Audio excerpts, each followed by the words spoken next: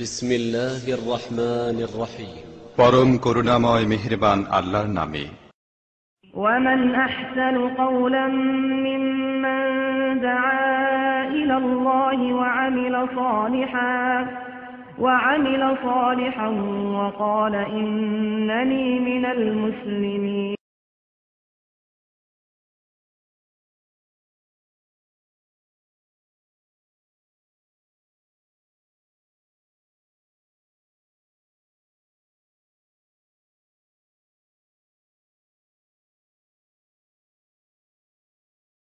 عليكم ورحمة الله وبركاته. وعليكم السلام ورحمة الله وبركاته. إن الحمد لله نحمده ونستعينه ونعوذ بالله من شرور أنفسنا ومن سيئات أعمالنا من يهده الله فلا مضل له ومن يضلل فلا هادي له وأشهد أن لا إله إلا الله وحده لا شريك له وأشهد أن محمدا عبده ورسوله.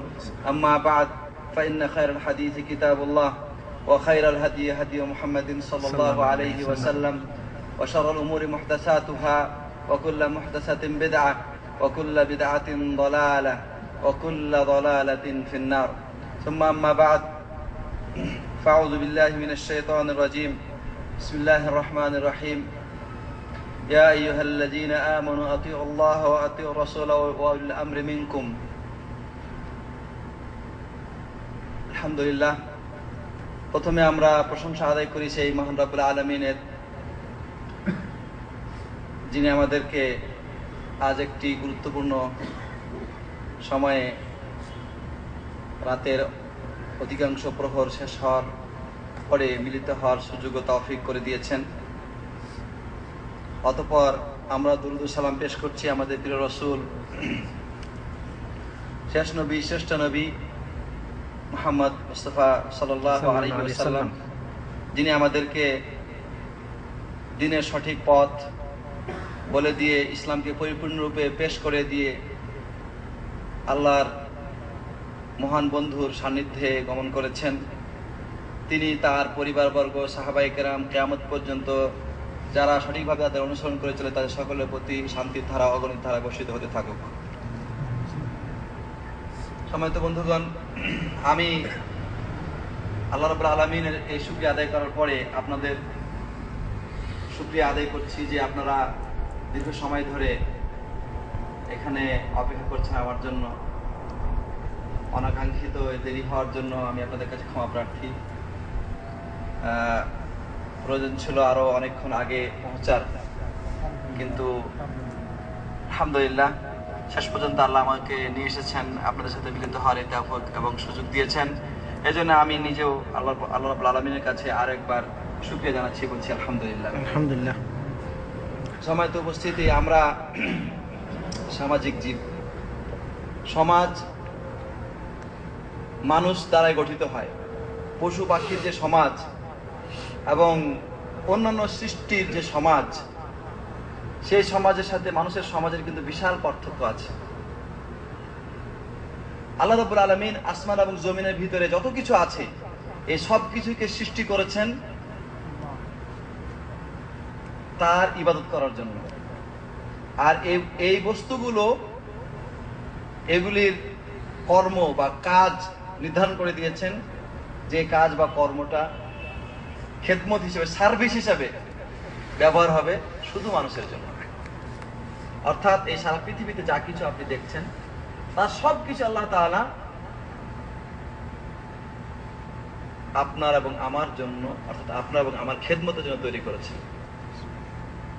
আমরা মানব জাতি যখন আমাদের রব, আমাদের স্রষ্টা, আমাদের মালিকের শুকরিয়া আদায় করব, তার কৃতজ্ঞতা পেশ করব, তার ইবাদত করব, তখন আমরা সর্বশ্রেষ্ঠ জাতিতে পরিণত হতে পারব। আর যখন তার ইবাদত থেকে নিজেদেরকে দূরে রাখব, তখন আমরা সর্বনিকৃষ্ট সৃষ্টিতে পরিণত হব। এজন্য আমাদেরকে যেহেতু সর্বশ্রেষ্ঠ জাতি হতে হবে, ঠিক কিনা? জি। অতএব আমাদের কি করতে হবে? আল্লাহ তাআলা কোরআনে কারিমে বলছেন, ইয়া আইয়ুহাল্লাযীনা আমানু আতিউল্লাহা ওয়া আতিউর রাসূল ওয়া উলিল আমরি মিনকুম। হে ঈমানদারগণ, তোমরা আল্লাহর আনুগত্য করো এবং তার রাসূলের আনুগত্য করো। যারা আল্লাহর আনুগত্য করবে তারা, তাদের অবস্থা কি হবে, তাদের পরিণাম কি হবে? আল্লাহ রাব্বুল আলামিন বলছেন, ওমাই ইউতিউল্লাহ ওয়ার রাসূল ফাউলাইকা মাআল্লাযীনা আনআমা আল্লাহু আলাইহিম মিনান নাবিয়্যিন ওয়াস সিদ্দীকিন ওয়াশ শুহাদা ওয়া হাসুনা উলাইকা রাফীকা।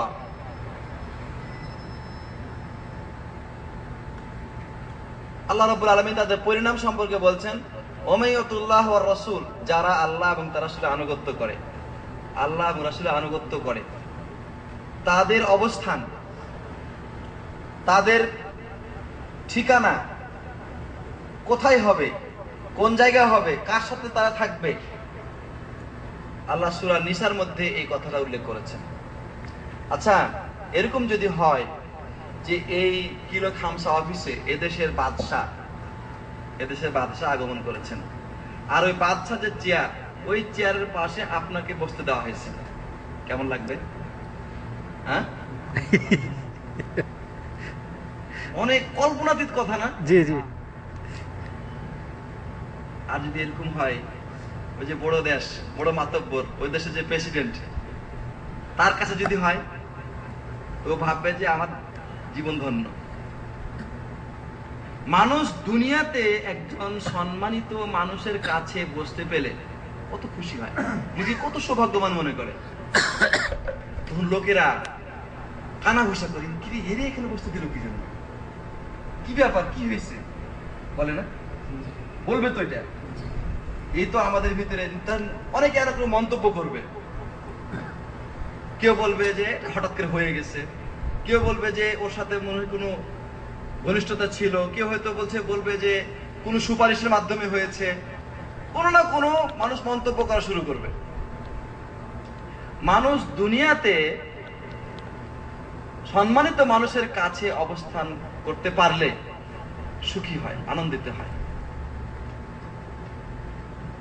কিন্তু দুনিয়ার জীবনটা তার জন্য কি কিছুই না। যেমন কাফেরের কাছে বসতে হবে, যে কাফেরের কথা বললাম, তার কাছে যদি কেউ বসে,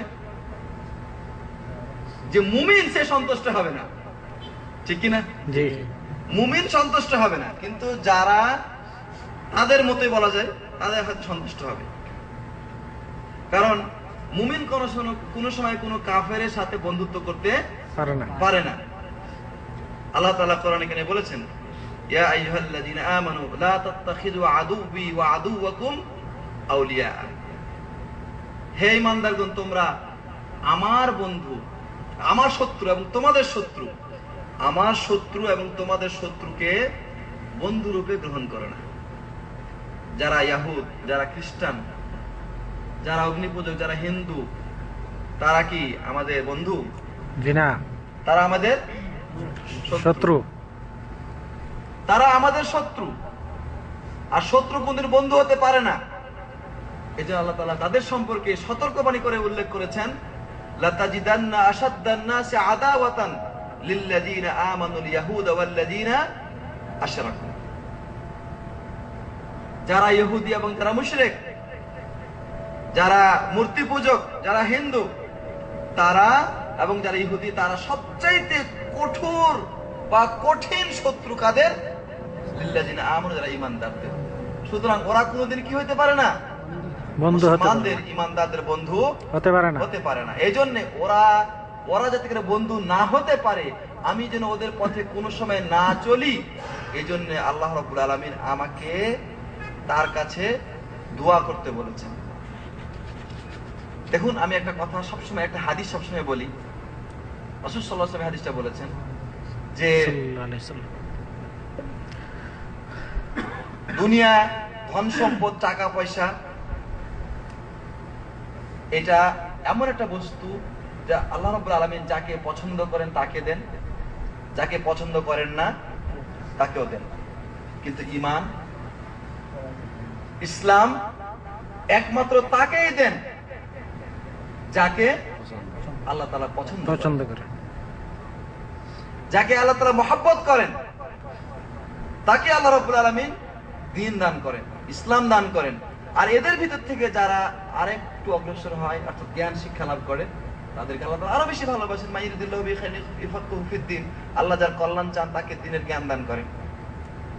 তো আল্লাহ রাব্বুল আলামিন আমাদেরকে সালাত আদায়ের জন্য আদেশ করেছেন, ঈমানদার হওয়ার জন্য আদেশ করেছেন। ইয়া আইয়ুহাল্লাযীনা আমানু আমিনু বিল্লাহি ওয়া রাসূলি, হে ঈমানদারগণ তোমরা আল্লাহ এবং তার রাসূলের প্রতি ঈমান আনো। মানে কি? ঈমানকে দৃঢ় করো, মজবুত করো। ঈমান আনার পরে আবার ঈমানকে মজবুত করার কথা বলা হয়েছে। ঈমান আনার পরে আবার ঈমান আনতে বলা হয়েছে, তার মানে ঈমানকে মজবুত করতে বলা হয়েছে। জি। আর এই ঈমানটা যাতে আপনার মজবুত হয় এইজন্য আল্লাহ রাব্বুল আলামিন আপনাকে প্রত্যেক দিন প্রত্যেক নামাজে ওই দোয়া শিখিয়ে দেওয়া হয়েছে, ইহদিনাস সিরাতাল মুস্তাকিম। হে আমাদের পালনকর্তা, আমাদেরকে সরল সঠিক পথ দেখাও। কোন পথ? সিরাতাল্লাযীনা আন'আমতা আলাইহিম, ওই সমস্ত লোকদের পথ যাদের উপরে তুমি নিয়ামত দান করেছো, যাদেরকে তুমি নিয়ামত দিয়েছো। টাকা পয়সার নিয়ামত, বাড়ির নিয়ামত, গাড়ির নিয়ামত, জমির নিয়ামত, কর্তৃত্বের নিয়ামত, নেতৃত্বের নিয়ামত, শাসন ক্ষমতার নিয়ামত, অস্ত্রের নিয়ামত, শরীরের শক্তির নিয়ামত না, এগুলি একটাও নিয়ামত নয়। নিয়ামতটা কি? হেদায়েতের নিয়ামত। ঠিক কিনা বলেন? জি। সিরাতাল্লাযীনা আন'আমতা আলাইহিম, তাদের পথে যাদেরকে তুমি নিয়ামত দিয়েছো, এই নিয়ামত প্রাপ্তদের পথে আমাকে নিয়ে চলো। সুবহানাল্লাহ। আমাদের সমাজের মানুষের আচরণটা এরকম, যখন একটা ভালো খেলোয়াড় দেখে, খুব ভালো খেলতে পারে, অলরাউন্ডার, তখন বলে যে খুব বড় নিয়ামত প্রাপ্ত হয়েছে, অতএব আমার ছেলেটাকে এর মতন করে ফেলবো। জি জি। করার জন্য সে কি করে? অগ্রসর করে। আবার আছে যে ভালো যদি কুস্তিগির হয়, ভালো যদি বক্সার হয়, বক্সিং আর কি, এইভাবে নানা রকমের যে খেলা বর্তমান যুগে তৈরি হয়েছে, ফুটবল, ক্রিকেট, হকি ইত্যাদি, এই খেলাগুলো খেলে যারা মান সম্মান লাভ করেছে, সমাজে বিশাল পরিচিতি লাভ করেছে, যখন মানুষ এদের মতো হওয়ার চেষ্টা করে তখন এদেরকে আমি নির্বোধ বলি। আপনারা কি বলেন জানি? জি জি।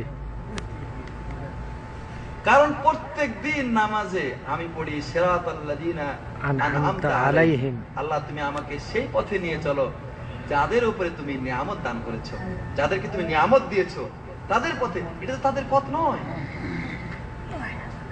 সুবহানাল্লাহ। আশ্চর্য হবে না আমাদের বাংলাদেশে ওই যে একটা নায়ক নাকি মারা গেছিল, হ্যাঁ, সালমান। সুবহানাল্লাহ, নামটা কত সুন্দর। একজন বিখ্যাত সাহাবীর নাম, যেই সাহাবী আপনার পারস্য দেশ থেকে ইসলাম খুঁজতে খুঁজতে, হক খুঁজতে খুঁজতে রাসূল সাল্লাল্লাহু আলাইহি ওয়াসাল্লামের কাছে এসে ইসলাম গ্রহণ করেছিলেন। তাকে নানা রকমের পরিস্থিতির সম্মুখীন হতে হয়েছিল। রাসূল সাল্লাল্লাহু আলাইহি ওয়াসাল্লাম তার সম্পর্কে বলেছেন, সালমান মিন্না আরুল বাইত, সালমান আমাদের পরিবারের অন্তর্ভুক্ত লোক। তার কোনো বংশের তেমন পরিচয় ছিল না। ওখানে কুরাইশ বংশ বা আনসার বা মুহাজির এরকম নয়, কিন্তু আল্লাহ নবী সাল্লাল্লাহু আলাইহি ওয়াসাল্লাম তাকে নিজের লোক বলে গণনা করেছেন। তো এই লোকটা এত সুন্দর নাম ধারণ করে সে একজন শ্রেষ্ঠ ফাসিকদের অন্তর্ভুক্ত অবস্থায় ছিল। যারা প্রকাশ্যে ফাসিকি করে তাদেরকে ফাসিক বলতে কোনো বাধা নেই। আল্লাহ নবী সাল্লাল্লাহু আলাইহি ওয়াসাল্লাম বলছেন, কুল্লু উম্মতি মুআফা ইল্লাল মুজাহিরিনা বিল ফিসক, আমার উম্মতের সবাইকে আল্লাহ তাআলা ক্ষমা করে দিবেন, কিন্তু যারা প্রকাশ্যে পাপাচার করে আল্লাহ তাদেরকে ক্ষমা করবেন না। আরেকটা হাদিস আছে যে যারা গোপনে পাপ করার পরে প্রকাশ করে আল্লাহ তাদেরকে ক্ষমা করবেন না। কারণ গোপনে পাপ করেছিল, আল্লাহ ইচ্ছা করলে তাকে সে সময় লাঞ্ছিত করতে পারতেন, কিন্তু আল্লাহ করেন নাই। আল্লাহ বলবেন যে রে বান্দা, আমি তো ইচ্ছা করে তোমাকে অপমান করতে পারতাম, কিন্তু তুমি নিজেকে গোপন রাখলে না, সুতরাং আমি তোমাকে ক্ষমা করব। আল্লাহ ক্ষমা করবে না। এজন্য যারা ইমাম সুফিয়ান সাওরি বলেছেন, যে লাইসা লিফাসিকিন গীবা, ফাসিকের কোনো গীবত নাই, মানে ফাসিকের গীবত করলে গুনাহ হবে না। যারা প্রকাশ্যে পাপাচারে লিপ্ত থাকে, এই লোকটা মারা গেলে তার জন্য তার শোকে, আফসোসে, দুঃখে বাংলাদেশে নাকি 9 জন লোক আত্মহত্যা করছে। বেশি বললাম নাকি? আমি পত্রিকায় পড়ছি আর কি, তাই বলতেছি। হ্যাঁ, আল্লাহ যদি এই লোকটার সাথে এদের হাসন নাসর করে, এই অবস্থাটা কেমন হবে?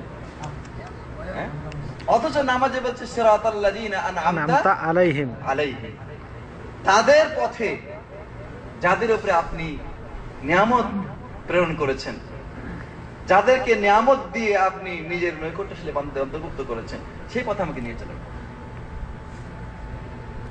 গায়রিল মাগদুবি আলাইহিম ওয়ালাদ-দাল্লিন, তাদের পথে নয় যাদের উপরে আপনি গজব নাজিল করেছেন, এবং যারা তাদের পথেও নয় যারা বিভ্রান্ত হয়েছে। তো এবার তারা কারা? আল্লাহ ওদের সম্পর্কে বলছেন, ওমাইয়ুতি আল্লাহ ওয়ার রাসূলা ফাউলাইকা মাআল্লাযীনা আনআমা আল্লাহু আলাইহিম মিনান নাবিয়্যিন ওয়াস সিদ্দিকিন ওয়াস শুহাদাই ওয়াস সালিহিন। 4 প্রকারের লোক। আর এই 4 প্রকারের লোক আমাদের সমাজে অগ্রহণযোগ্য। হ্যাঁ, নাউযুবিল্লাহি মিন যালিক। এই 4 প্রকার লোক আল্লাহর কাছে সবচেয়ে বেশি গ্রহণযোগ্য, আর আমাদের কাছে সবচেয়ে বেশি অগ্রহণযোগ্য। আল্লাহ যেন আমাদের ক্ষমা করে, আমিন। মিনান নাবিয়্যিন, নবীদের সাথে যারা আল্লাহ এবং তার আনুগত্য করবে, আল্লাহ এবং তার রাসূলের আনুগত্য করবে, তাদের অবস্থান হবে কার সাথে? মান নাবিয়্যিন, নবীদের সাথে। ওয়াস সিদ্দিকিন, সিদ্দিকদের সাথে। ওয়াস শুহাদা, শহীদদের সাথে। ওয়াস সালিহিন, নেক লোকদের সাথে। এই যে 4 প্রকারের লোক, এরা হচ্ছেন আল্লাহ রাব্বুল আলামিন দুনিয়াতে যত মানুষ পাঠিয়েছেন, আছে এবং আরো আসবে, তাদের মধ্যে সর্বশ্রেষ্ঠ, সর্বোৎকৃষ্ট লোক হচ্ছে এরা। সুতরাং এদের যারা অনুসরণ করবে,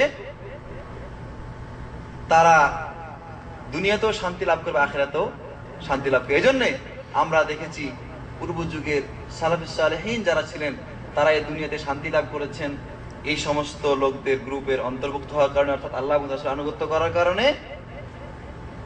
আর ইনশাআল্লাহ আখিরাত তাদের জন্য রয়ে গেছে।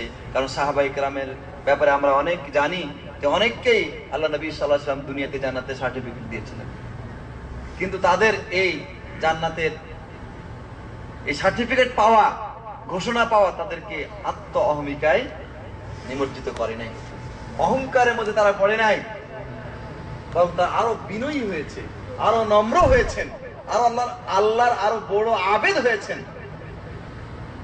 আর আমরা আমাদের মধ্যে এরকম যে আমরা যারা দাওরা হাদিস পাস করছি বা কামেল পাস করছি, ডবল কামেল,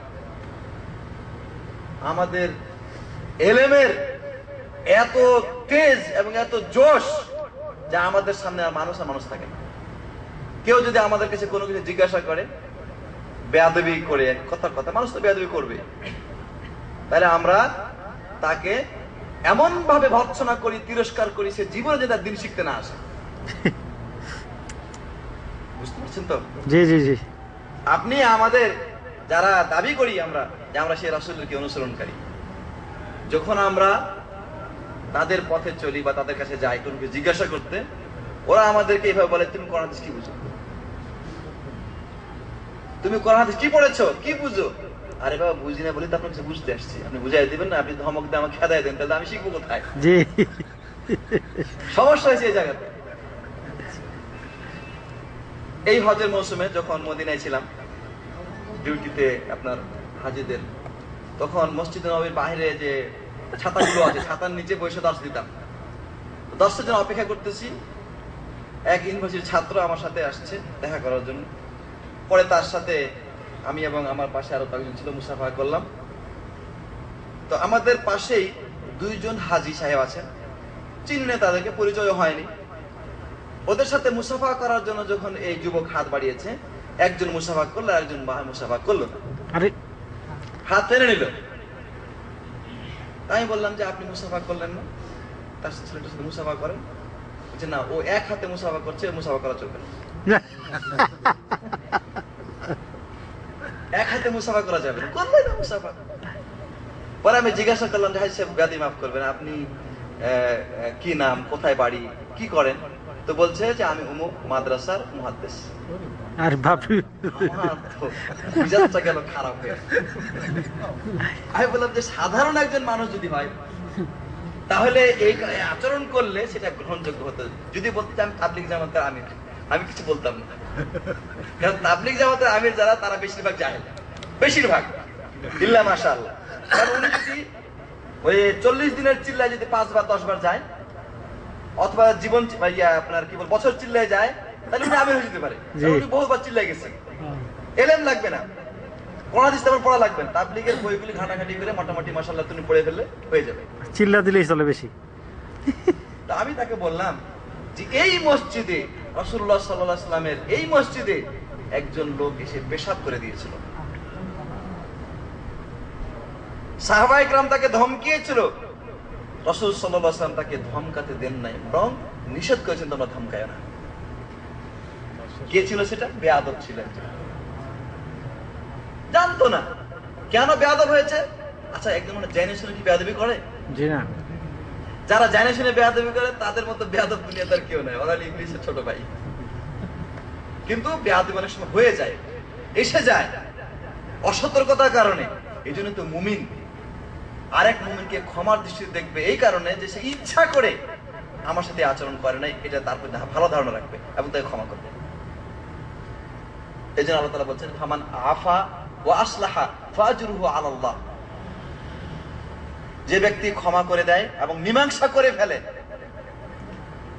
তার স্পেশাল পুরস্কার আল্লাহর কাছে কিয়ামত দিন থাকবে। সুবহানাল্লাহ। আমাদের ভিতরে তো গন্ডগোল লাগে দুনিয়ার বিষয় নিয়ে, বেশি করে বেশিরভাগ ক্ষেত্রে দিন নিয়ে কেরা গন্ডগোল করে। দিনের বিষয়ে কথা আসলে এটা মোল্লাদের কাছে ছেড়ে দাও, ওইটা আমাদের মাথা ব্যথা দরকার নেই।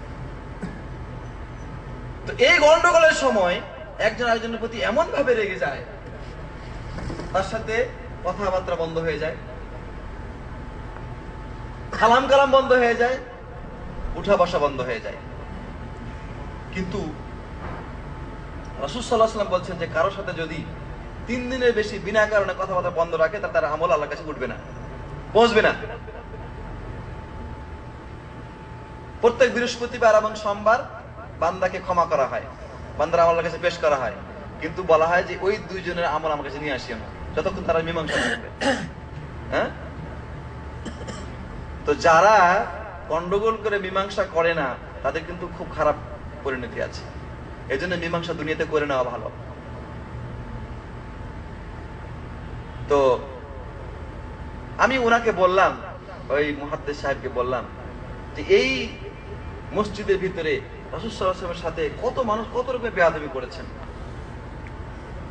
কিন্তু কোনদিন তার সাথে রাসূল সাল্লাল্লাহু আলাইহি ওয়াসাল্লাম ওইরকম আচরণ করেন যে আচরণ আপনি করেছেন আজকে। এই যুবকের হাতটা ধরে তাকে পাশে বসিয়ে আপনি বলতে পারতেন যে বাবা তুমি মুসাফাটা করেছো এইভাবে না এইভাবে। হ্যাঁ, আপনি তাকে চিনেন না যে কে সে, কোনো সময় দেখেনও নাই। এরপরে মাসআলার হাদিসে আসলাম, সেটা ভিন্ন জিনিস। কিন্তু কথা হলো এই যে আমাদের সমাজে যারা নেক, সৎ, শ্রেষ্ঠ রূপে পরিচিত, তাদের অবস্থা যে এরকম হয়, তাহলে অন্যদের অবস্থা কিরকম হবে? আরেক হাজী সাহেব, উনি হজ করে চলে যাচ্ছেন, মদিনায় জিয়ারত করে, উনি আমাকে ফোন করেছেন একটা আফসোসের কথা বলার জন্য। কি কথা? যে তাদের যে মুআল্লিম, সেই মুআল্লিম চলে যাওয়ার সে পাশের উপরে দোয়া করছে, আল্লাহ তোমার নবীর রওজা মোবারক জিয়ারত করেছি, তোমার নবীর ওসিলায় আমাদেরকে ক্ষমা করে দাও, বারবার বলতেছে। তখন এই হাজী সাহেব আর সহ্য করতে পারেনি, বলছে আপনি বারবার এইভাবে দোয়া করছেন কেন? সরাসরি আল্লাহর কাছে ক্ষমা চাইতে পারেন না? নবীর ওসিলা না করে সরাসরি নবীর মহব্বতের ওসিলা, নবীর প্রতি আনুগত্যের ওসিলা, আমলের ওসিলা করে আপনাকে আল্লাহর কাছে ক্ষমা প্রার্থনা করেন। তখন ওর জবাব হলো 33 বছর লেখাপড়া করে এলানে এসেছি, আপনি 33 বছর লেখাপড়া করেন তারপর আমার সাথে কথা বলতে আসেন। ওই লোক আফসুসে আল্লাহ হয় যে ভাই আমি কি বলবো তাকে, আমি আর এটা জবাবে বলেন তো আমার সাথে এই আচরণটা কথা ঠিক হয়েছে? তো যারা আল্লাহ এবং তার রাসূলের প্রকৃত অনুসরণকারী হয় তাদের ঠিকানা, তাদের পরিণাম হচ্ছে এই সমস্ত লোকদের সাথে, নবীদের সাথে, সিদ্দিকদের সাথে, শহীদদের সাথে এবং নেক লোকদের সাথে। 4 প্রকার যারা সবচাইতে শ্রেষ্ঠ আল্লাহ রাব্বুল আলামিনের কাছে, তারা হচ্ছে নবী। নবীর পরে সিদ্দিকদের স্থান। সিদ্দিক যারা আল্লাহ এবং তার রাসূলের সমস্ত কথা বিনা বাক্য ব্যয়ে, বিনা প্রশ্নে মেনে নিয়েছিলেন, তারাই তো সিদ্দিক। জি আপনার যখন রাসূল সাল্লাল্লাহু আলাইহি ওয়াসাল্লাম জুতা পরে নামাজ পড়ছেন, তো সেজদা অবস্থায় তিনি জুতা খুলে ফেলেছেন। সাহাবায়ে কেরাম তারা জুতা খুলে ফেললেন। প্রশ্ন করলেন রাসূল সাল্লাল্লাহু আলাইহি ওয়াসাল্লাম পরে যে তোমরা কেন জুতা খুলেছো? তারা বলল, ইয়া রাসূলুল্লাহ, আপনি জুতা খুলেছেন তাই আমরাও জুতা খুলেছি। এটা হচ্ছে সিদ্দিকদের পরিচয়। প্রশ্ন নাই কেন, করলে কি হবে, না করলে কি হবে, না, রাসূল সাল্লাল্লাহু আলাইহি ওয়াসাল্লাম করেছেন, প্রমাণ এসে গেছে, আর কোনো প্রশ্ন নাই। ওই যে কিবলাতুল মসজিদের কাহিনী, আমি একটা কথা আপনাদের বলে ফেলি এখানে, একটা ইনফরমেশন আপনাদের জন্য, তথ্য। যে মসজিদটা কিবলাতুল মসজিদ নামে পরিচিত, আসলে কিন্তু সেখানে 2 কিবলার নামাজ হয়নি। 2 কিবলার নামাজ কিন্তু হয়েছিল মসজিদে কুবাতে। ও আচ্ছা, এটা মসজিদে কুবা, এটাই কিন্তু মসজিদে কিবলা। তাই এখানে 2 কিবলাতে 1 নামাজ হয়েছিল। তো এই মসজিদে যে নামাজ হয়েছিল, সাহাবায়ে কেরাম যখন নামাজ পড়ছিলেন তখন তাদেরকে বলা হলো যে কিবলা তো পরিবর্তন হয়ে গেছে, কিবলা পরিবর্তন হয়ে গেছে, মক্কার দিকে কিবলা হয়ে গেছে। সাহাবায়ে কিন্তু বলেন না যে নামাজটা পড়ে শেষ করি পরে শুনবনি, বলে ওটা কে রে দেখতো। সুবহানাল্লাহ। সুবহানাল্লাহ। সাথে সাথে সালাত অবস্থায় তারা আল্লাহ এবং তার রাসূলের কি করেছেন অনুগত করেছেন। সাথে সাথে। আমরা তো বলি যে কালকে, পরশু, পরের দিন, তার পরের দিন, বয়স হয়নি এখনো। আমাদের মধ্যে অনেক যুবক আছে যে এখন এই দাড়ি টেটে রেখে নামাজ পড়া শুরু করি, তো লোকেরা তো কি বলবে যে তুই এত ছোট বয়সে মুতো হয়ে গেছিস, হাসাহাসি করে না।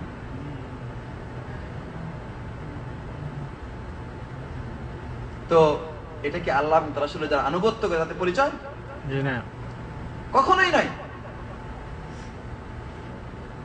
আল্লাহ নবী সাল্লাল্লাহু আলাইহি সাল্লাম যখন যেটা সাহাবায়ে কেরামকে বলেছেন, সাথে সাথে তারা সেটা বাস্তবায়ন করেছেন, এটার নামে তো আনুগত্য না? আমাদের মধ্যে যখন এই অনুপ্রেরণা তৈরি হবে কোরআন এবং সহিহ সুন্নাহর প্রতি আমলের,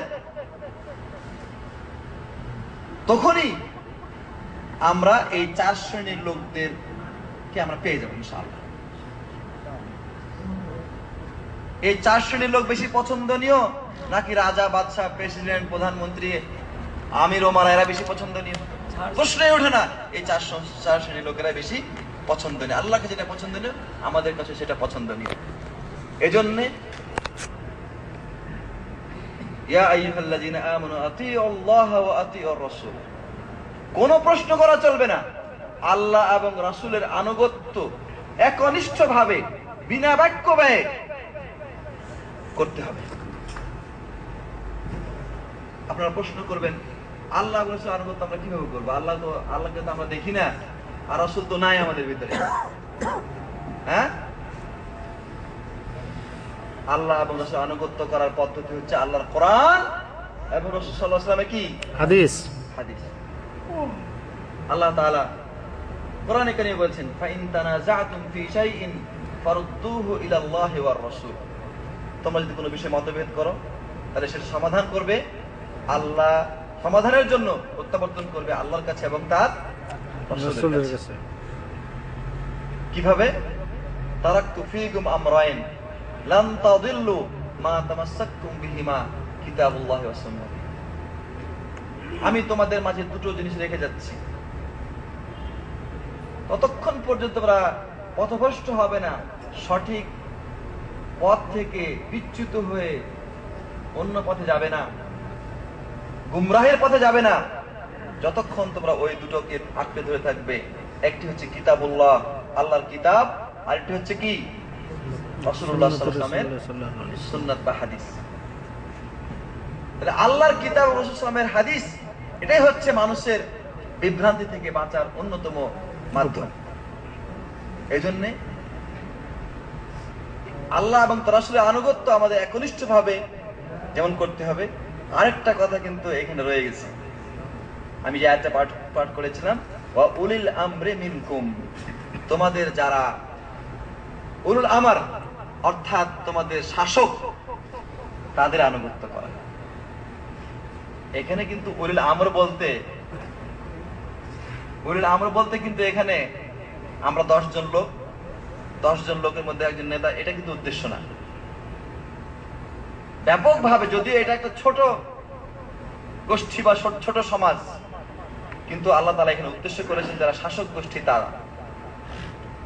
এজন্য শাসকের, মুসলিম শাসকের, তোমাদের মধ্যে যারা উলিল আমর, তোমাদের মধ্যে যারা শাসক, তাদের আনুগত্য করা ফরজ।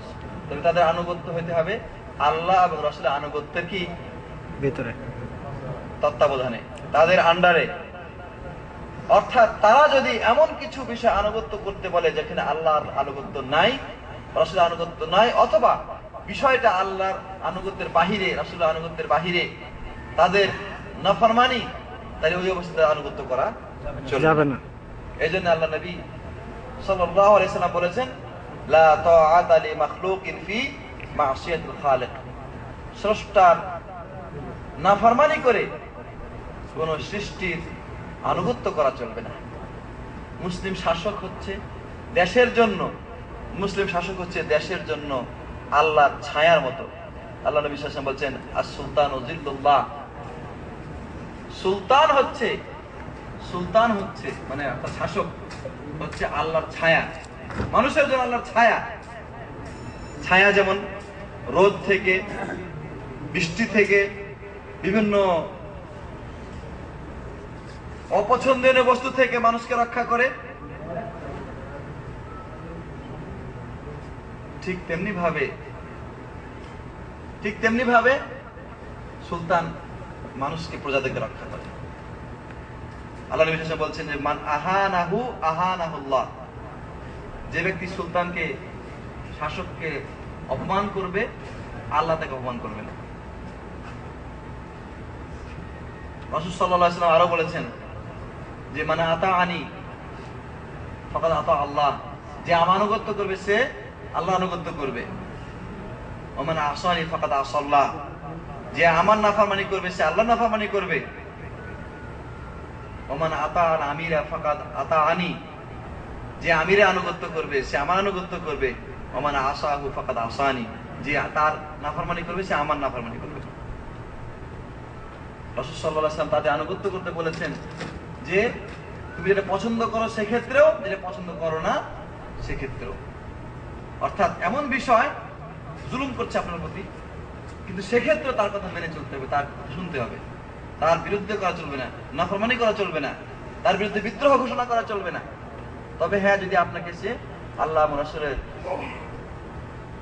বিরুদ্ধে এমন কাজ করতে বলে যেখানে তাদের নাফরমানি রয়েছে, তখন সেটা আর মানা চলবে না, সেটাকে শোনা চলবে না, সেটা আমল করা চলবে না। যাই হোক, আলোচনা দীর্ঘ করতে আর করা যাবে না, যেহেতু সময় অনেক হয়ে গেছে, আর আলোচনাকে সংক্ষিপ্ত করার কথা বলা হয়েছে। তো এক্ষেত্রে আমরা কিছু প্রশ্ন উত্তর করতে পারি।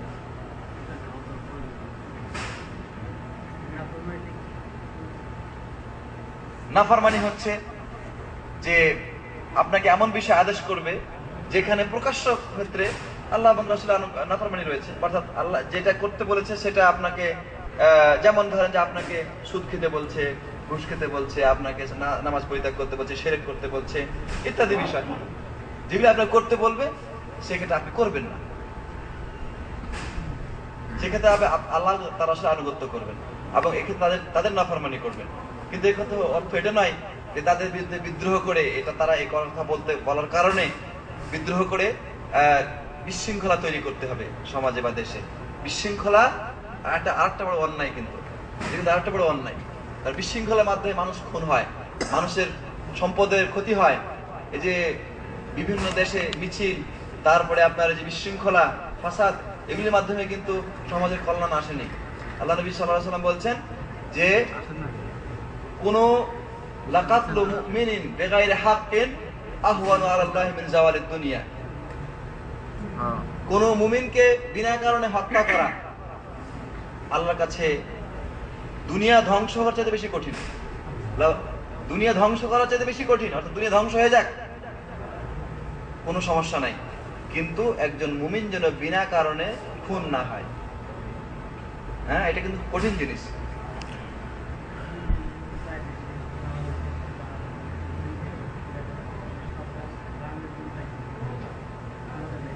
সরকার যেখানে হারামের জন্য লাইসেন্স দেয়, সেই লাইসেন্স তাদের আনুগত্য করা চলবে না, কিন্তু মানুষকে ওটা থেকে বিরত থাকার জন্য উদ্বুদ্ধ করতে হবে, এবং সেই ব্যাপারে মানুষকে তালিম দিতে হবে, তরবিয়ত দিতে হবে। এই তালিম দেওয়ার অর্থ এটা না যে সরকারের বিরোধিতা হয়ে গেল, এটা বিরোধিতা নাই।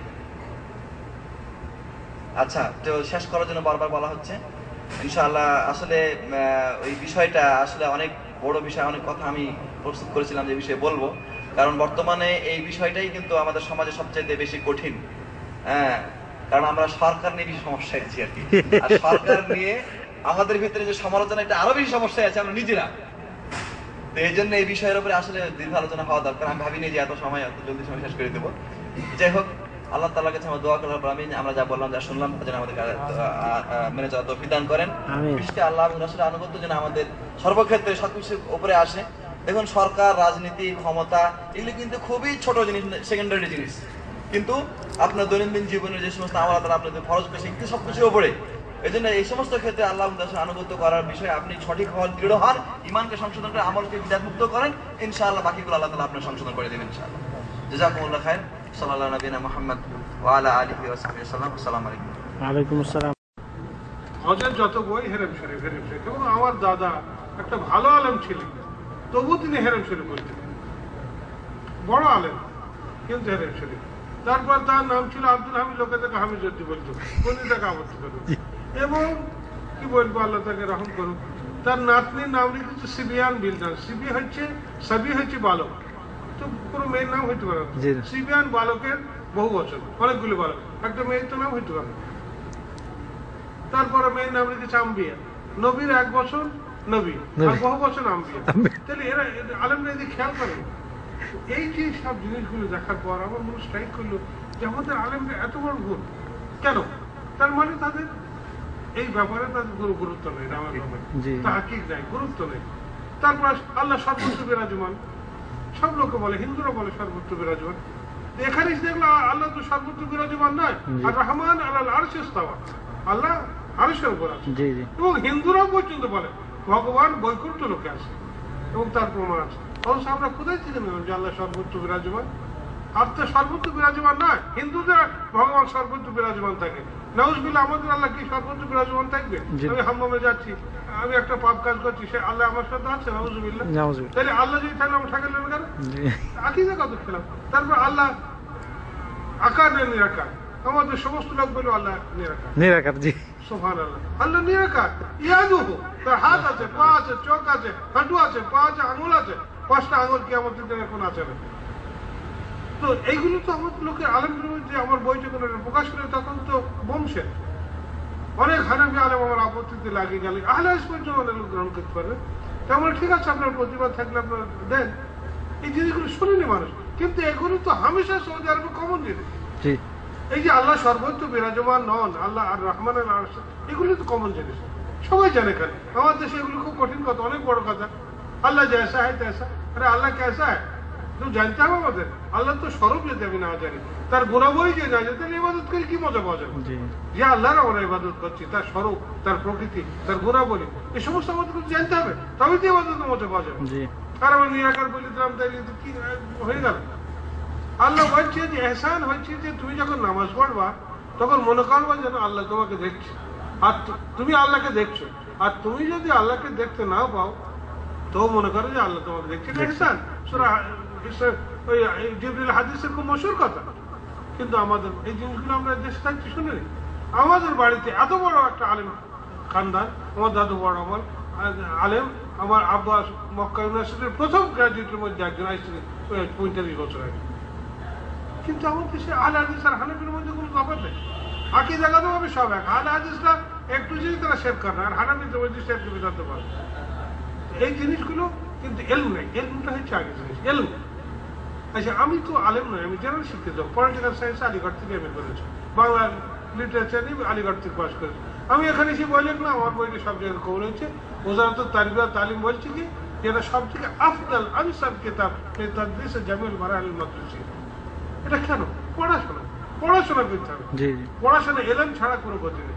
এলেম ছাড়া, এলেমের গুরুত্বটা আগে। এলেম ছাড়া আপনার তো আমলের কোনো দাম নেই। একটা আলেম লোক যদি 1 ঘন্টা ইবাদত করে আর একটা মূর্খ সারাইতে ইবাদত করে সমান হবে? জি না। সেগুলো এলেমের দরকার আছে, এলেম ছাড়া তো কোনো গতি নেই।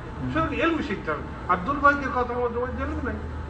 আর আমাদের দেশের আলেম সম্প্রদায় যারা এলম পড়ছে, কিছু মুক্তাসার কিছু জিনিস পড়ে তারা শেষ করে। তো এলেম কি?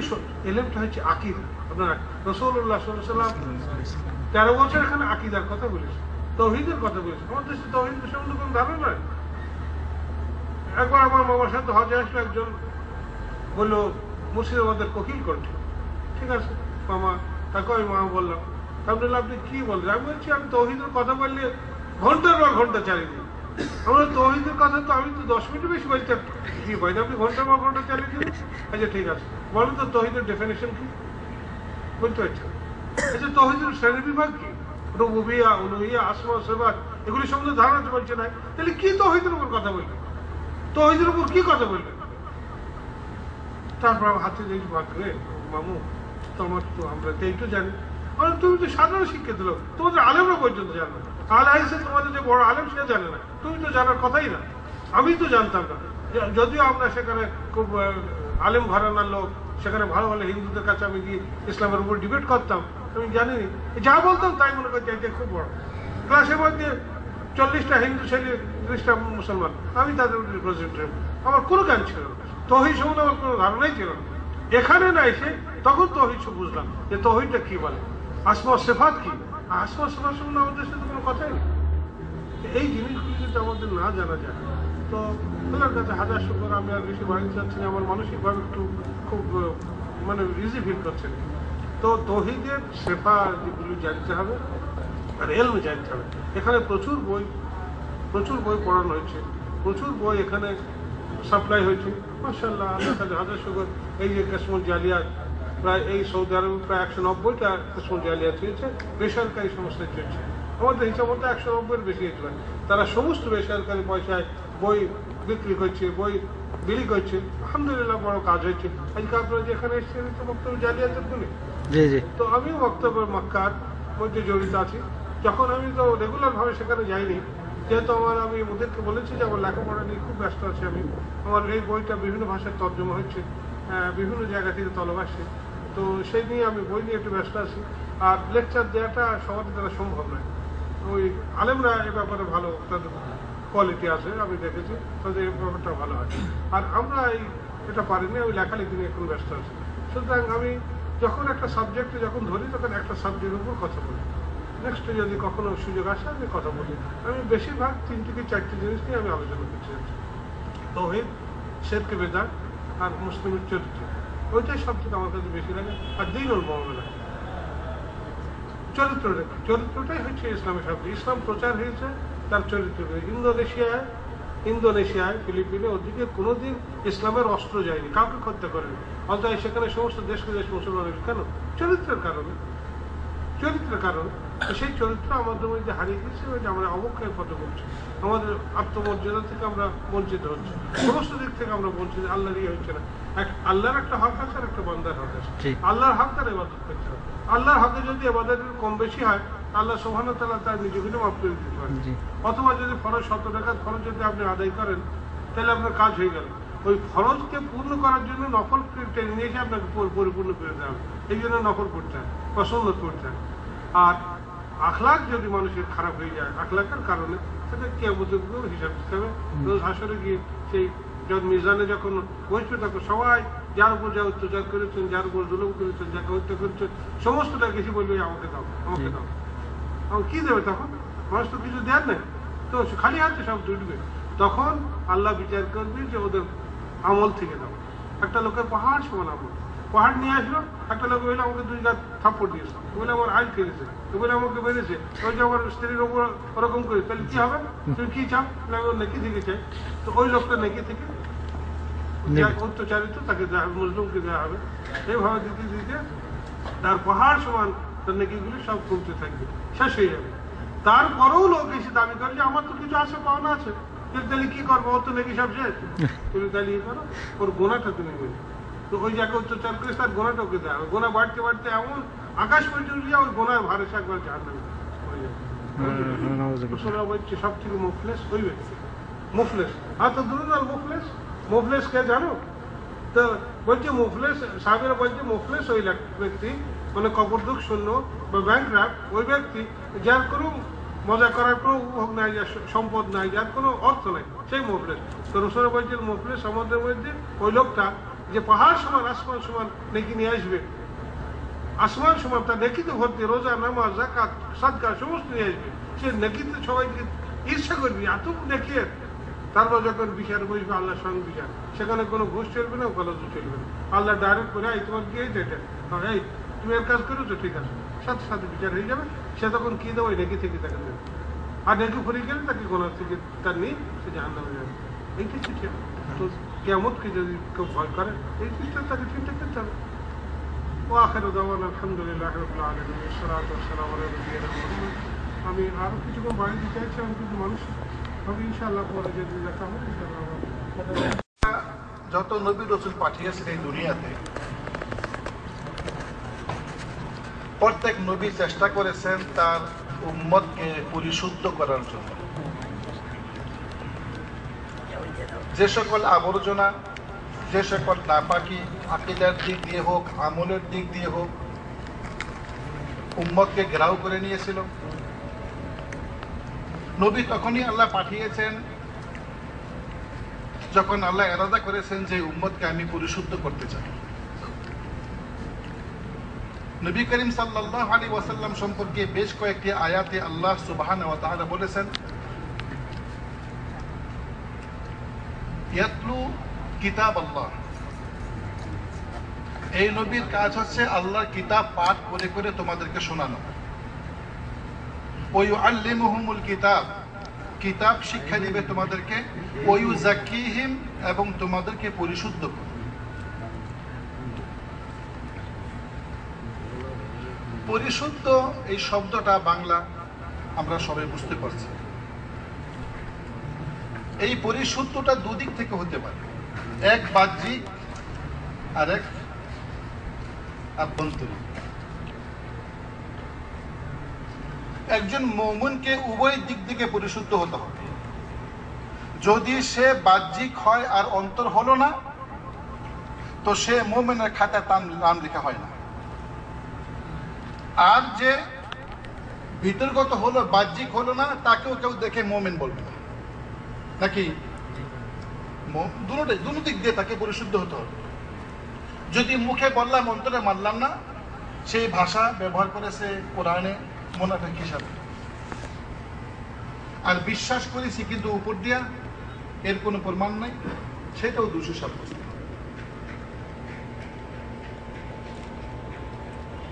আমরা ওয়াজ শুনতে খুব মজা লাগে, কিন্তু ওয়াজটাকে নিজের জীবনে বাস্তবায়িত করতে বড় কষ্ট হয়ে যায়।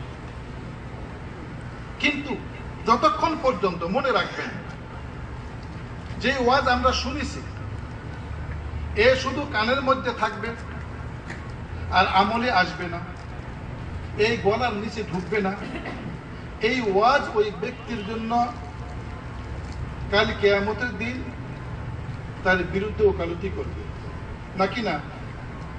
আমরা এ পর্যন্ত যে আলোচনা শুনেছি, এই আলোচনার সারমর্ম এটাই। শেখ আলোচনা করেছেন যে ইমানদার হতে হলে প্রথমে লা শব্দ ব্যবহার করতে হয়। লা কেন আসবে আগে?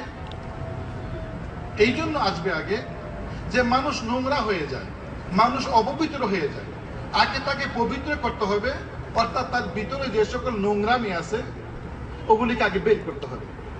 যখন তার অন্তর সাফ হবে গ্লাসের মতো, তখন সেখানে যা রাখবেন তাই ও কবুল করবে। মেসাল সুন্দর দিয়েছে, পানির প্রয়োজন, পানি উপস্থিত, পাক সাফ, হাত্তা জমজমের পানি পর্যন্ত উপস্থিত, কিন্তু খাবো যেটা দিয়ে, পান করবো যাকে দিয়ে, সেটা অপবিত্র। এখন এই অপবিত্র থেকে একে পরিষ্কার না করা পর্যন্ত ওই গ্লাস পানি আমরা খাই না, তা সাফ করতে হবে। দেখেন আল্লাহ সুবহানাহু ওয়া তাআলা সৃষ্টি কারিগরি দেখেন, ইনসান ব্যতীত বাকি সকল প্রাণীর সৃষ্টি দেখেন আর ইনসানের সৃষ্টি দেখেন। একজন মানুষ যখন পয়দা হয়, 1 দিন 2 দিন 1 মাস 2 মাস 6 মাস 1 বছর পর্যন্ত সে কিছুই বোঝে না। আর একটা মুরগির বাচ্চা আজকে মাত্র দিন থেকে ফুটলো, তার সামনে চাউলের কণা দেন আর পাথরের কণা দেন, ও ওখান থেকে চাউলের কণা যেটা সেটা বেছে নিবে, পাথরের কণাকে ছেড়ে দিবে।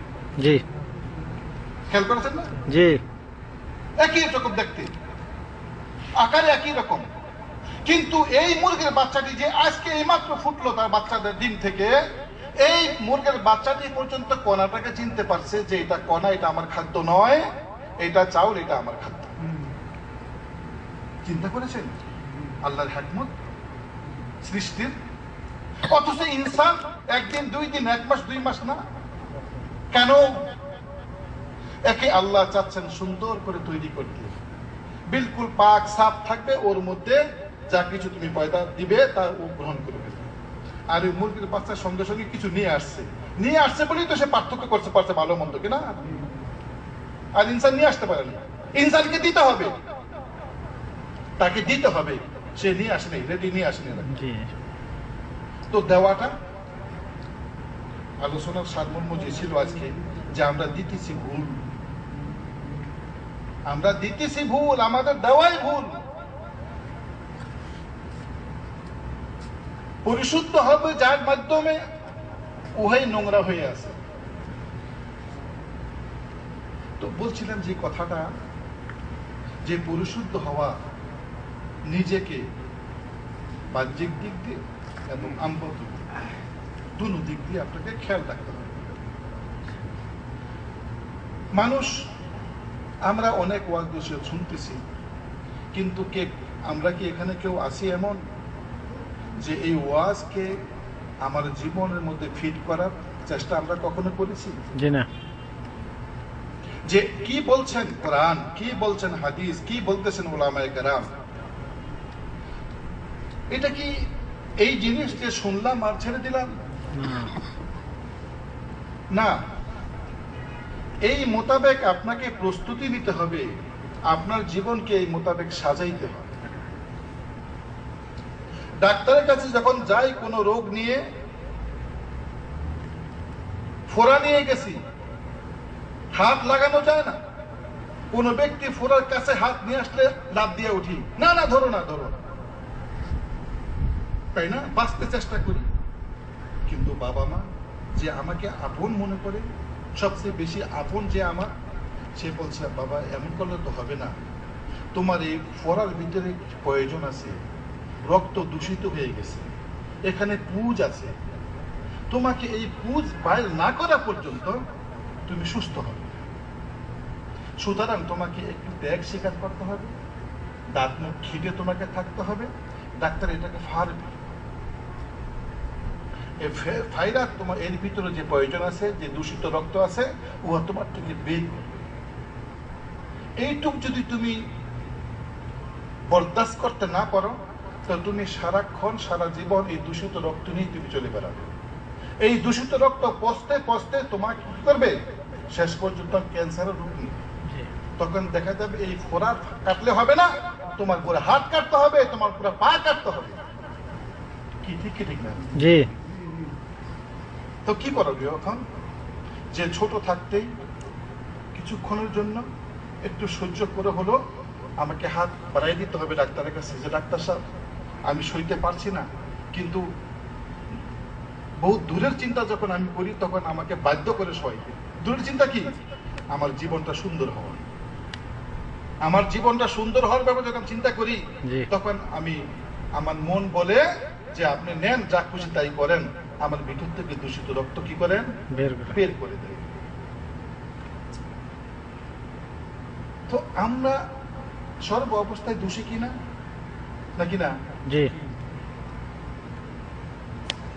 শয়তান, ইবলিস নামটা আমরা সবাই শুনি, যার নামকে কুলক্ষণী মনে করতেছি না, নামটাকে কুলক্ষণী মনে করতেছি। আসলে ইবলিস নামটা কি কুলক্ষণী ছিল? ছিল না। আল্লাহ সুবহানাহু ওয়া তাআলা যখন ফেরেশতাদেরকে হুকুম দিয়েছিলেন সিজদা করার জন্য, নাম নিয়েছেন ফেরেশতা, ওয়াইদ কুননা লিল মালাইকাতি, আমি বললাম ফেরেশতাদেরকে। আচ্ছা, ইবলিস তার মধ্যে দাখিল হয়ে গেল কেন? নাম তো নিছে ফেরেশতাদের, ইবলিস দাখিল কেন হলো? ইবলিসের শ্রেষ্ঠত্ব এবং তার ইবাদতের যে মাত্রা, ইহা অনেক ঊর্ধ্বে ছিল, ফেরেশতাদের কাছে পৌঁছে গেছিল সে, যার ফলে সর্বদা সে ফেরেশতাদের সাথে কি করতো, উঠা বসা করতো, তাদেরই জুমরার মধ্যে এসে গেছে, তাদেরই দলের মধ্যে সে এসে গেছে, যার ফলে তার নাম স্থানিত হয় নাই, আলাদা বর্ণিত হয় নাই, বরং ফেরেশতাদের হুকুমও তার মধ্যে শামিল। এখন যদি আমি বলি আপনারা করবেন, কেউ বলতে পারবেন যে আমাকে বলে নাই? আপনার এই কাজটা করবেন যদি বলা হয়, কেউ বলবেন যে আমাকে বলে নাই? না, সবাই এসে গেছে, এর মধ্যে উপস্থিত যারা আছে সবাই এখানে এসে গেছে, ছোট হোক, বড় হোক, বৃদ্ধ হোক, জোয়ান হোক। ইবলিস নামটা সুন্দর ছিল। আমাদের দেশে মীর জাফর, এই নামটা বড় সুন্দর একটা, মীর বংশ কিন্তু বেশ উঁচা এক বংশ, তাই না? বাংলাতে মীর বংশ খুব উঁচা বংশ। আর জাফর তো ওই জাফর হযরত আলী রাদিয়াল্লাহু তাআলা ভাই, যিনি এমন সাহাবী ছিলেন যে যখন যুদ্ধে যাচ্ছেন ওনাকে সেনাপতি করেছেন, উনি যুদ্ধের নিশান ধরে রাখবেন, ওনাকে কাফেররা এক হাত কাটলো, যে দুই হাত দিয়ে নিশান ছিল ওনার হাতে, এক হাত কেটে ফেলছে, ধরছে এক হাত দিয়ে, ওই হাত যখন আবার কাটলো তখন বুক এই সিনা দিয়ে চাপিয়ে ধরছে, যখন আরো সিনা লাগলো তখন আর পারছে না। তো রাসূল সাল্লাল্লাহু আলাইহি ওয়াসাল্লাম কি বলছিলেন ওনার এই খবর শুনে, যে আল্লাহ সুবহানাহু ওয়া তাআলা জান্নাতে ওনাকে কি দিবে, পর সৃষ্টি করবে, যে পাখা এখানে আজকে হাত কাফেররা কাটছে না, এর বদৌলতে তাকে কি দিবেন, পর দিবেন, পাখির মতো উড়ে বেড়াবে। সেই জাফর নাম কত উত্তম নাম, কিন্তু নামটা হয়ে গেছে মীর জাফর। এখন যদি আমরা কাউকে বলতে যাই মীর জাফর, ও কি করবে, রাগ করবে। নামটা কি আসলে রাগের নাম? রাগের নাম। এই লোকটা এমন একটা কাজ করেছে, এই কাজের কালিমা, এই কাজের ময়লা এত দূর পৌঁছাইছে যে তার সুন্দর নামটাকে পর্যন্ত অসুন্দর করে দিয়েছে। তো ইবলিস সুন্দর নাম ছিল, কিন্তু এখন সেই ইবলিসের নামটা হয়ে গেছে কি, অসুন্দর হয়ে গেছে, কুলক্ষণ হয়ে গেছে। কাউকে আপনি যদি বলেন ইবলিস, তো ও তো চট করে আপনাকে মেরে দিবে, আমাকে ইবলিস বললে, অথচ নামটা ইবলিস খারাপ ছিল না। আল্লাহ সুবহানাহু ওয়া তাআলা কোরআনে বলতেছেন ইয়া ইবলিস, ওই নামে ডাকছেন যে নামটা আসল ছিল আর কি, ডাকছে না? কিসের কারণে এই সুন্দর নামটা অসুন্দর হয়ে গেল, কুলক্ষণ হয়ে গেল? হুকুম অমান্য করার। কয়টা হুকুম অমান্য করেছিল? একটা হুকুম অমান্য করেছে, যার জন্য সে তো বরবাদ হয়েছে, তাকে তো কুচ্ছিত করে দেওয়া হয়েছে, তার জন্য তো জাহান্নাম অবধারিত করে দিয়েছে, ফরজ করে দিয়েছে, কিন্তু তার নামটা পর্যন্ত কি গালি মেখে দিয়েছে নাম, একটি হুকুম অমান্য করার জন্য। আজকে আমরা 24 ঘন্টার মধ্যে আল্লাহ সুবহানাহু ওয়া তাআলার কয়টি হুকুম অমান্য করি, গুণে শেষ করা যাবে? গুণে শেষ করা যাবে না, যাবে না। তাহলে কিভাবে নিশ্চিন্তায় বসে আছি? ইবলিসকে ইবলিস বলে তাকে ধিক্কার করি, আর আমি যে তার চেয়ে বড়টা হয়ে বসে আছি। ইবলিস তো এক হুকুম অমান্য করেছিল, যার জন্য তাকে ইবলিস বলছি, শয়তান বলছি, লানত বলছি, মালউন বলছি, এই বলছি, সেই বলছি। আমাকে কে বলছে? নিশ্চয়ই বলছে,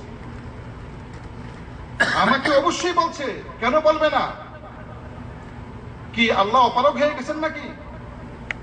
ইবলিসের ব্যাপারে তো এরকম তাফসীরি কিতাবের মধ্যে আছে যে এমন আবেদ ছিল যার ফলে তার দরজা বাড়তে বাড়তে বাড়তে বাড়তে মালাইকা পর্যন্ত গিয়ে পৌঁছছে, তাই না? এমনি পৌঁছছে নাকি? জিন নয় সে, জিন ফেরেশতার কাছে গিয়ে পৌঁছলো কোন কারণে, কিভাবে পৌঁছলো, কি জন্য পৌঁছলো? নিশ্চয় তার মধ্যে খুবই ছিল, তাই না? যে ভালাই তার মধ্যে ছিল, যে ভালাই ফেরেশতাদের মধ্যে আছে, এই ভালাই তার মধ্যে ছিল, যার ফলে তো ফেরেশতাদের জুমলার মধ্যে, তাদের জমাতের মধ্যে শামিল হয়ে গেছে, তাই না? তো এত ইবাদত গুজার যে বান্দা, সে বান্দা নয়, আল্লাহর বান্দা। কিন্তু খেয়াল করবেন আবার যে বান্দা বলতে আবার কি বোঝায়? আল্লাহর গোলাম, সে আল্লাহর বান্দা, আল্লাহর সৃষ্টি। বান্দা স্বীকার করে, স্বীকার দুইটা, স্বীকারের লাইন দুইটা, একটা আছে ইচ্ছাকৃত আর একটা আছে অনিচ্ছাকৃত। আল্লাহ ছাড়া বাকি যত সৃষ্টি আছে সবই আল্লাহর বান্দা, তাই না? কিন্তু মুমিন সেও আল্লাহর বান্দা, কিন্তু মুমিনের আল্লাহর বান্দা এবং বাকি যারা কাফের মুশরিক তাদের বান্দাগি এক জিনিস তো। স্বীকার আপনাকে করতে হবে, আর স্বীকার আপনি না করেন বান্দা আপনি থাকবেন সর্বদাই, কিন্তু সফলতা অর্জন আর বিফল হওয়া হচ্ছে বিষয়। তো ফেরেশতাকে, আরে এই ইবলিসকে এত বড় লানত দিল, আসমান থেকে তাকে বিতাড়িত করা হলো। আসমানে সে এখন উঠতে পারে না, জানেন আপনারা? জিন কিন্তু এখন আসমানে উঠতে পারে না। যেদিন থেকে মুহাম্মদ রাসূলুল্লাহ সাল্লাল্লাহু আলাইহি ওয়াসাল্লামকে আল্লাহ নবুয়ত তাজ পরাই দিয়েছেন না, সেদিন থেকে আসমানে বর্ডার হয়ে গেছে। সূরা জিন পড়ে দেখে জিনেরা আশ্চর্য হয়ে গেছে, একই আগে তো আকাশে, খোলা আকাশে উড়ে বেড়াইতাম, যেখানে মর্জি সেখানে যেতাম, এখন দেখি পিছন থেকে পিছন থেকে কি আসে? বোম আসে, বোম, আগুনের গোলা আসে। একই ঘটনা, কি এমন কেন? আগে তো কখনো আসে নাই। কোথায় হেফাজত করেছে আল্লাহ সুবহানাহু ওয়া তাআলা উম্মতে মুহাম্মাদের জন্য? খেয়াল করা দরকার আমাদের। আল্লাহ সুবহানাহু ওয়া তাআলা আসমান পর্যন্ত সুরক্ষিত রাখছে আমাদের জন্য। এই ইবলিস বিতাড়িত শয়তান জিনদেরকে সেখান পর্যন্ত পৌঁছতে দেয় না। এই না পৌঁছার মধ্যে হিকমত কি? এই হিকমত, আজকে ইবলিস পৌঁছতে পারে না, জিন পৌঁছতে পারে না আসমানের উপরে, সেই গায়েব খবর তারা কালেকশন করতে পারে না, তারপরে বেদাত আর শিরক কিভাবে আমাদের মধ্যে ছড়ায় আছে। আর যদি তারা ডাইরেক্ট পুষতো আসমানে কি ফাসলা হইতেছে, ইহা যদি ডাইরেক্ট শুনতে পারতো, তাহলে আমার মনে হয় যে কেউ বাঁচতে পারতো কিনা অসম্ভব। আপনারা আমার কথাটা বুঝতে পারেন না, হয়তো একটু খোলাসা করতে হবে। যারা কিছু দুনিয়াতে হয় ও আসমানে এলান করা হয়, আসমানে এলান করা হয়, ও কালকে মরবে, ওর ঘর চুরি হবে, ওর ঘরে এই হবে, ওর ঘরে সেই হবে, এগুলি এলান হয়। আর এই চোর যে জিন আছে, এরা ওই কথাগুলিকে কালেকশন করে। আর জমিনের মধ্যে যে সকল ওই ভূত পালনেওয়ালা কিছু মৌলবী, যাদেরকে আমরা কবিরাজ বলি, হাকিম বলি, ওরা ওই যে জিনকে পালে, যেই জিন তার আয়ত্তে আছে, ওই জিনের মাধ্যমে সেই খবর সে কালেকশন করে যে এই ঘটনা ঘটছে। তার কাছে যখন লোক আসে, আসার পূর্বেই সে খবর বলে দেয় যে এই ঘটনা ঘটতেছে। সে ওই তার মুরিদকে এবং যে তার সামনে আসলো তাকে বলে দিল, সে তো ওই ঘটনা ঘটে গেছে, আসল ঘটনা তো সত্য। কিন্তু আজ এই উম্মতে মুহাম্মদিয়ার জন্য আল্লাহ সুবহানাহু ওয়া তাআলা সেই রাস্তাকেও বন্ধ করে দিয়েছে। তো ভাইয়া, যার অপেক্ষায় আমরা ছিলাম, আমাদের শেখ চলে আসছেন। তো আমি আমার আলোচনাকে আর সামনে বাড়াবো না, সময় কম, আমাদের কালকে অনেকে ডিউটি আছে, সেই হিসাবে আমি এখানে কি করি